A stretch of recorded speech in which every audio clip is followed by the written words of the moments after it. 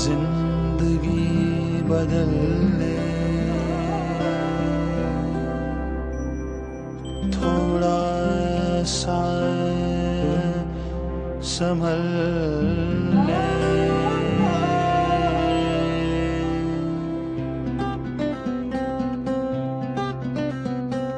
बदलेगा ये नजारा, वक्त का जालिम इशारा, बदलेगा तेरा सितारा, बदलेगी हाथों की रेखा, बदलेगा किस्मत का लेखा, बदलेगा किस्मत का लेखा, बदलेगा किस्मत का लेखा, बदलेगा किस्मत का लेखा। बरसेगा मेघा चैना का, खुशियों से नैना बरसेंगे, चहकेंगे हंसेंगे सब रिश्ते, नामेल मनों के बिछड़ेंगे। तुझे वास्ता तू मुस्कुरा, हो मस्त तू अब गुनगुना, आवाज दे आगाज कर तू खिलखिला, तू झिलमिला बदलेगा।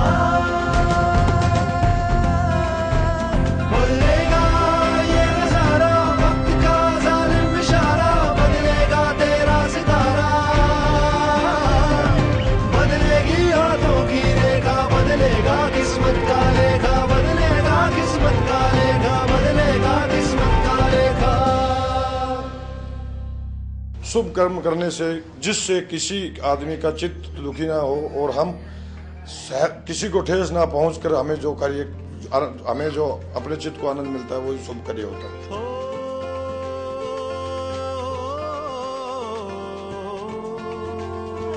रात अंधेरी तेरी बंदे भोर खड़ी पछताई, तेरी झोरी असुवन भीगी करता जगत हसाई।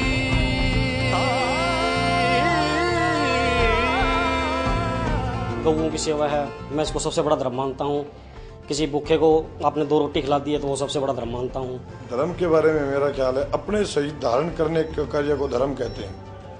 जैसे पानी का धर्म तरलता और गीलापन है, अग्नि का धर्म प्रकाश और रूप है, इसी तरह आकाश का धर्म खुलापन है। इसी धर्म को मैं धर्म मानता हूँ। जतन करे पर बदन रुकाना, बाधा मिट ना पाई, जन्म जन्म के फेर फंस गए बात समझ ना आई। किस्मत तो इंसान के खुद के हाथ में होती है। अगर हमें कोई काम नहीं करना है या हमें ऐसा करना है भी किस्मत के ऊपर हम छोड़ देते हैं तो कुछ नहीं होगा। किस्मत इंसान को खुद ही बनानी पड़ती है। ज्योतिष में नहीं मानता जी, किस्मत अपने आप को खुद आप बनाते हैं जी। ज्योतिष एक विज्ञान है और इस विज्ञान को मुझे लगता है कि कोई जानने वाला नहीं है। किस्मत का तो यही है, सबको अच्छा करेगा तो अच्छा मिलेगा, माड़ा करेगा तो माड़ा मिलेगा। किस्मत तो सब कर्मों से बनती है, जैसे अच्छे कर्म करोगे तो अच्छी किस्मत बन जाएगी, बुरे करेंगे तो बुरे।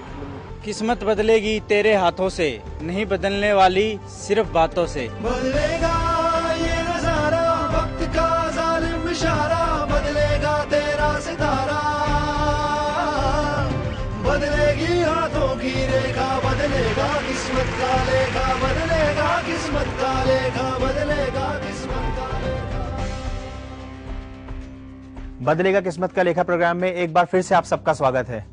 दोस्तों, हमारी जिंदगी में न जाने कितने उतार चढ़ाव आते हैं। इंसान तमाम कठिनाइयों का सामना करता हुआ अपनी मंजिल की तरफ बढ़ता है। कारोबार चलता रहता है, कारोबार में नुकसान तो कभी फायदा होता है। जी हाँ दोस्तों, आज हम बात करेंगे कारोबार में नफा या नुकसान के बारे में ज्योतिषविद श्री कुणाल कुमार जी से।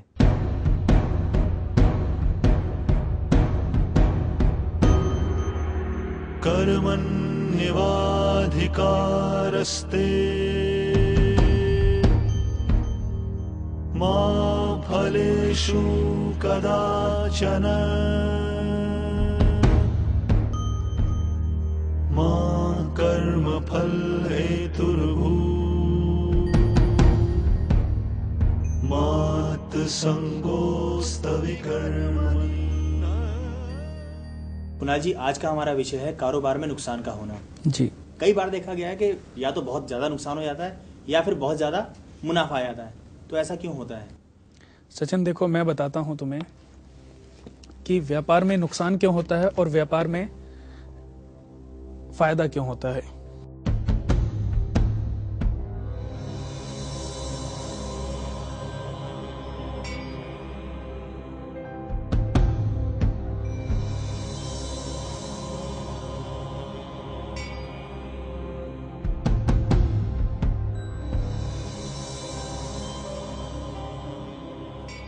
देखो सचिन, व्यापार देखा जाता है आदमी की कुंडली के 10वें भाव से। 10वें भाव के जो अधिपति देवता हैं वो सूर्य देव हैं, बृहस्पति हैं। अगर सूर्य देव इस 10वें घर में बैठ जाएं तो ऐसा व्यक्ति व्यापार के माध्यम से बहुत तरक्की करता है।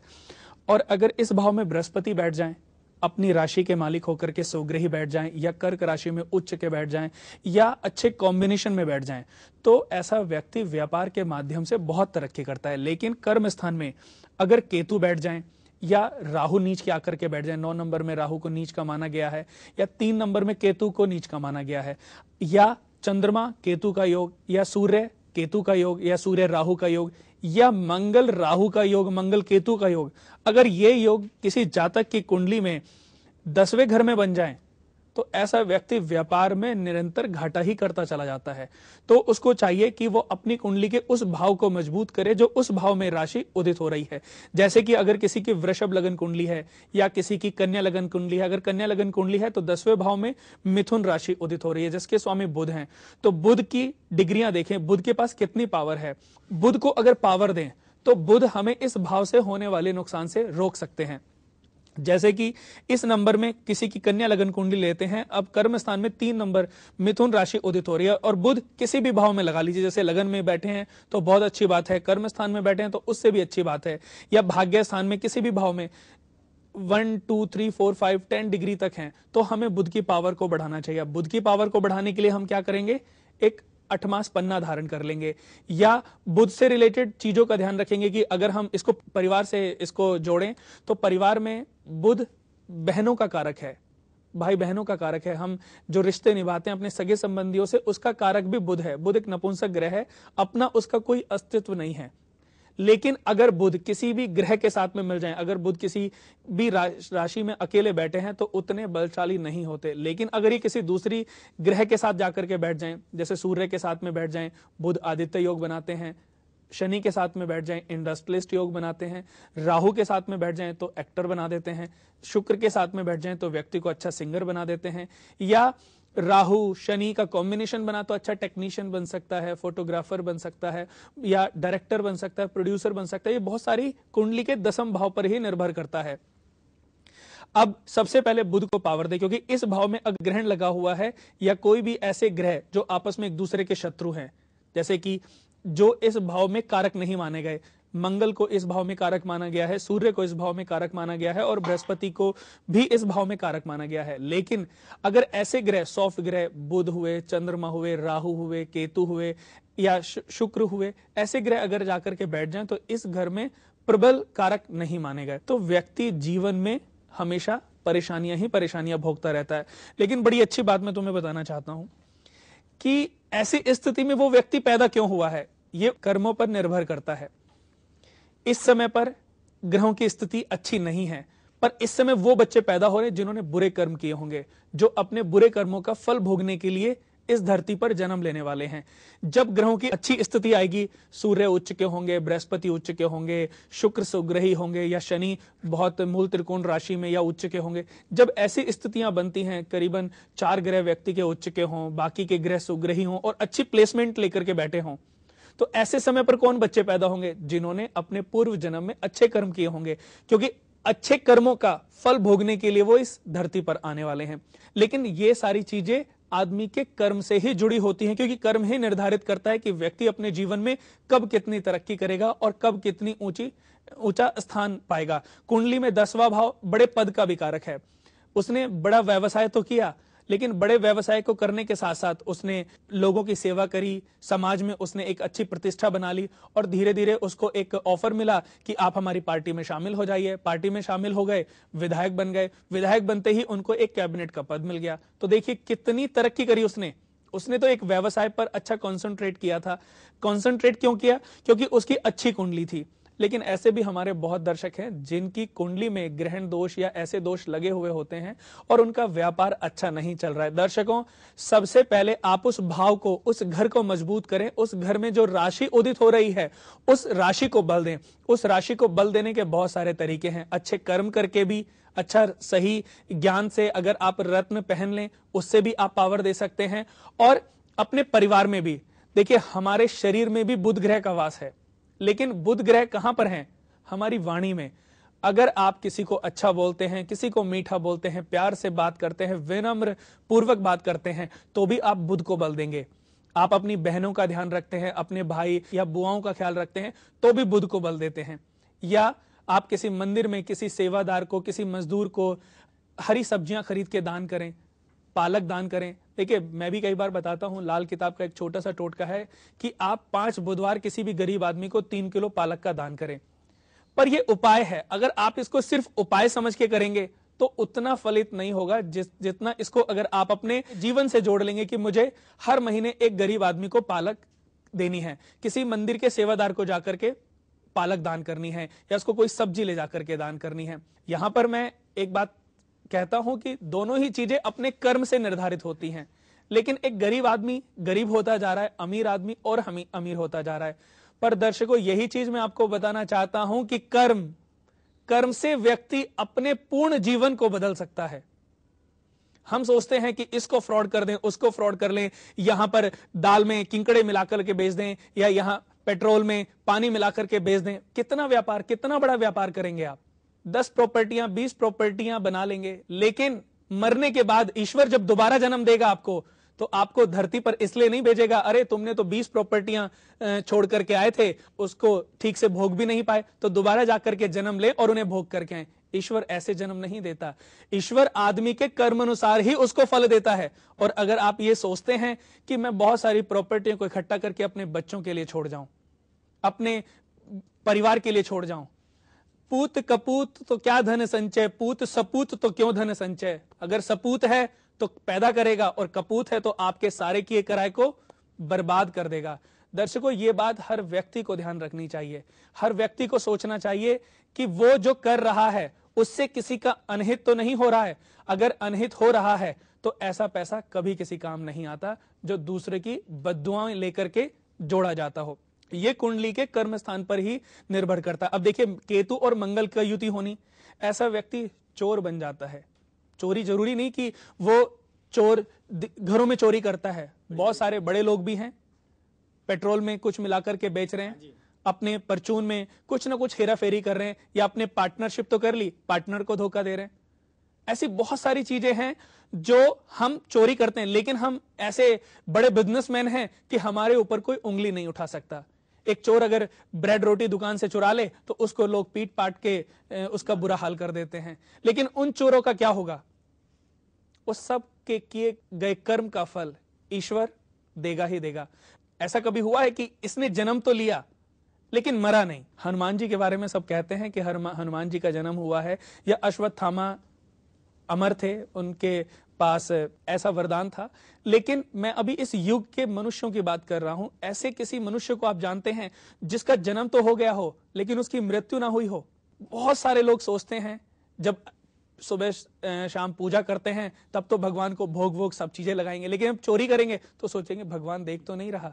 गलती करते समय, पाप करते समय व्यक्ति सोचता है भगवान देख तो नहीं रहा। फोटो है तो फोटो को उल्टा कर देंगे कि अरे भगवान देख रहे हैं। उदाहरण था कि एक व्यक्ति जिसने जन्म लिया है, अगर भगवान उसको ऊपर बुलाना नहीं भूल सकते, उसको मारना नहीं भूल सकते, तो उसके कर्मों का फल देना भगवान कैसे भूल सकते हैं? अच्छे कर्म और बुरे कर्म एक पहिया है। अच्छे कर्म अच्छे फल लेकर के आते हैं, बुरे कर्म बुरे फल लेकर के आते हैं। तो ये लोगों पर ही निर्भर करता है कि एक व्यक्ति अपने जीवन में क्या कमाता है, बहुत सारी संपत्तियां, बहुत सारा पैसा, या बहुत अच्छे कर्म। तो सचिन, ये कुंडली के 10वें भाव से ही निर्भर करता है। अच्छे ग्रहों की युति इस घर में व्यक्ति को राजा बना देती है, और बुरे ग्रहों की युति आदमी को बर्बाद कर देती है। पर बुरे ग्रहों की युति में आप पैदा क्यों हुए हैं, ये आपका दोष है। अच्छे कर्म करने पर आदमी अच्छे ग्रहों की स्थिति में जन्म लेता है, और बुरे कर्म के बाद आदमी बुरे ग्रहों की स्थिति में जन्म लेता है। तो यही व्यक्ति को सीखना चाहिए कि अपने जीवन में संभवतः जितना हो सके अच्छे कर्म करें, अपने बिजनेस में भी सच्चाई रखें। मेरी बातें बहुत सारे लोग सुन रहे होंगे, बहुत सारे लोग इसको लागू करेंगे अपने जीवन में और बहुत सारे लोग इसको छोड़ देंगे कि चलो ये तो पहले खूब सारा पैसा कमा लिया जाए तब सोचेंगे इस बारे में। दर्शकों, 70 साल 80 साल की एज में जाने के बाद जो व्यक्ति अच्छे कर्म करता है, आज सुना होगा आपने बहुत से सत्संगों में आप जाओ, सब 60 साल 70 साल 80 साल के लोग ज्यादा वहां पर मिलेंगे। वो सोचते हैं कि बुरे कर्म जो थे करने थे वो कर लिए, अब थोड़ा सा भगवान को समय दिया जाए ताकि भगवान हमारे बुरे कर्मों का अच्छा फल दें। दर्शकों, भगवान इतना माइंड रखता है तभी उसने आपको बनाया है। मनुष्य किसकी देन है? भगवान की तो देन है। भगवान ने ही पैदा किया है, भगवान ने ही ये सृष्टि बनाई है। भगवान सबके लिए एक है, गरीब के लिए भी अमीर के लिए भी। 60-70 साल की एज में जाकर के जो अच्छे कर्म करना आरंभ करता है तो अगले जन्म में 60-70 साल की एज के बाद ही उसके व्यापार में प्रोग्रेस होनी आरंभ होती है। और मैंने शोध किया है कि बहुत सारे लोगों ने अपनी 50 साल 60 साल 70 साल की आयु में ही क्यों धन कमाना आरंभ किया। जब उनके पिछले जीवन की कुंडली में देखता हूं, उनके पिछले जीवन के, क्योंकि कुंडली बताती है आपके पूर्व जन्म के बारे में भी। ये डिपेंड करता है कि आप किस ज्योतिष आचार्य से मिल रहे हैं, उनको कितना ज्ञान है। दर्शकों, ज्योतिष एक ऐसी गणना है जो मनुष्य को संपूर्ण जानकारी देती है। पूरे व्यक्ति की स्कैनिंग हो जाती है कि इस व्यक्ति ने अपने पूर्व जन्म में क्या अच्छे कर्म किए हैं, क्या बुरे कर्म किए हैं और इस जन्म में उनका कैसे इसको फल मिलना है। हम सोचते हैं कि मैं अपने पापा के लिए ये कर दूं, मैं अपनी माता के लिए कर दूं, फ्रॉड करके बेवकूफ बना के लोगों को। लेकिन गलत तरीके से कमाई गई कोई भी संपत्ति अपने बच्चों के बुरे योग पैदा कर रही है। आज आप अपने बच्चे के लिए सोच रहे हो, पर आपने सोचा जिसको आप बेवकूफ बना रहे पिछले जन्म में वो आपके कोई पूर्वज रहे हो, क्योंकि इस जन्म में ये शरीर किसी का बेटा है, किसी का पति है, किसी का पिता बनेगा, किसी का मामा बनेगा। अगले जन्म में यही शरीर अगले दूसरे रिश्तों से जुड़ जाएगा, पर अगले दूसरे कौन से रिश्तों से जुड़ेगा ये उसके कर्म डिसाइड करते हैं। कोई ना कोई दोष रहा होगा तभी ऐसी स्थिति में उनको जन्म मिला है। तो उस दोष को खत्म करने के लिए उपाय करें।